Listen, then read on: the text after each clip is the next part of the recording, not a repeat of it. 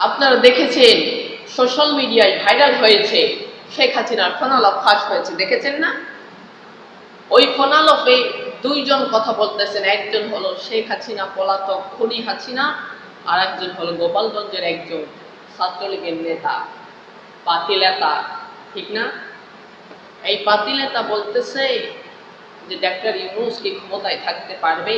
এখন শেখ হাসিনা বলতেছে 1 মাসও টিকতে পারবে না। আহারে, অধমের মুখে আর কি কথাই বা জুটবে?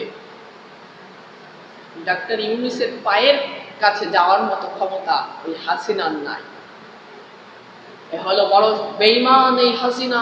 তার বাবা সব কিছু, বাবার খুনের প্রতিশোধ নেওয়ার জন্য, পরিবারের প্রতিশোধ নেওয়ার জন্য সে দেশে এসেছে। দেশের মানুষের কল্যাণের জন্য সে দেশে আসেনি। দেশের মানুষের কল্যাণের জন্য যেহেতু দেশে আসেনি, তাহলে দেশের মানুষ তার পিছনে ছুটছে কেন? কারণ এই যে হাসিনা হলো ফেরাউনের অনুসারী, নমরুদের অনুসারী, এতে কি কোনো ভুল আছে? আপনি খোঁজ নিয়ে দেখবেন এই হাসিনার জন্মেরও সমস্যা আছে, ঠিক কিনা? এই হাসিনা ভালো লোক নয়। এই হাসিনা হলো বেঈমান একজন মানুষ। বাংলাদেশের আলেমদেরকে মিথ্যা মামলা দিয়ে, মিথ্যা হামলা করে তাদেরকে জেলে আটকে রেখেছে, মানুষের উপর অত্যাচার করে গেছে।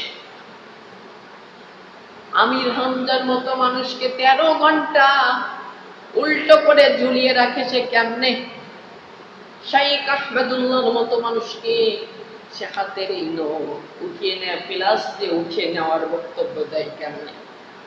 তাহলে বুঝতে হবে ফেরাউন আর এর মধ্যে কোনো অমিল খুঁজে পাওয়া যাবে না।